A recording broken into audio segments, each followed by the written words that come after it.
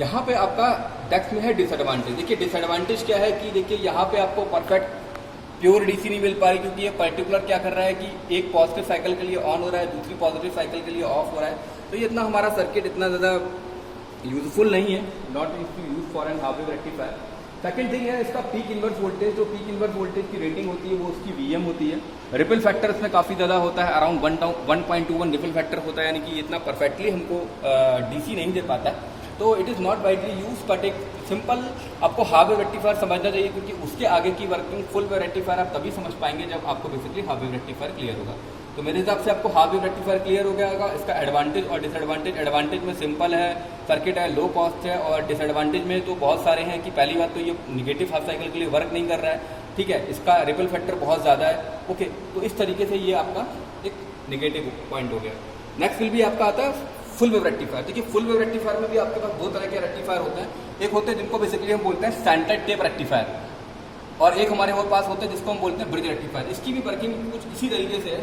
अब देखिए यहाँ पे क्या होगा कि पॉजिटिव साइकिल के लिए क्या होगा कि पॉजिटिव साइकिल के लिए आपका ये वाला डायोड पर्टिकुलर ऑन होगा और इस तरीके से सर्किट कंप्लीट हो जाएगा। अगर हम नेगेटिव साइकिल की बात करेंगे तो हमारा नेगेटिव यहाँ पर होगा, पॉजिटिव होगा, तो हमारा सर्किट में कुछ मिल जाएगा, पास इस तरीके से मिल जाएगा।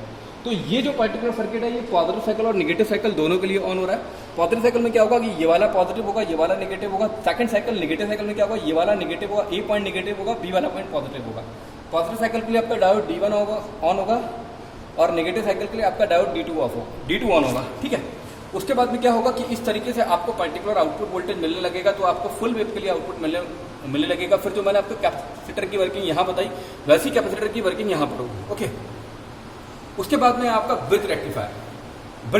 तो ब्रिज रेक्टिफायर का सर्किट अगर आप देख लीजिएगा तो ब्रिज रेक्टिफायर में भी बिल्कुल इसी से ही सेम है, बट इसमें क्या है कि यहाँ पे 2 डायोड यूज हुए हैं, यहाँ पे 4 डायोड यूज हुए हैं। तो यहाँ पे 4 डायोड यूज हैं तो आपको समझ में ये आना चाहिए कि जो ब्रिज रेक्टिफायर जो होता है हमारा मोस्ट वाइडली यूज होता है। तो क्वेश्चन ये आता है कि why the bridge rectifier is to be most widely used as compare to the full wave rectifier.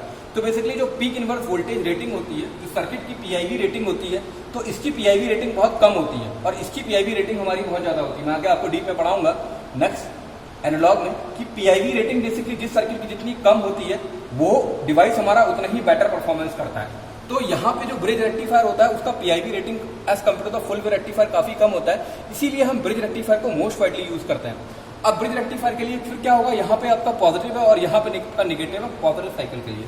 तो पॉजिटिव साइकिल क्या होगा, आपका डायोड D1 ऑन होगा, ओके।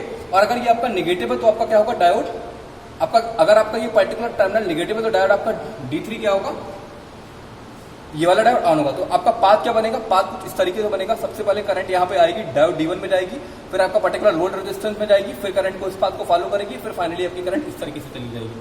तो ये आपको करंट का पाथ दिख ही रहा है पॉजिटिव साइकिल के लिए और नेगेटिव साइकिल के लिए। ये आपका फिल्टर का ऑपरेशन जैसे मैंने आपको बताया, और आपको फाइनली कुछ आउटपुट इस तरीके से मिल जाएगा।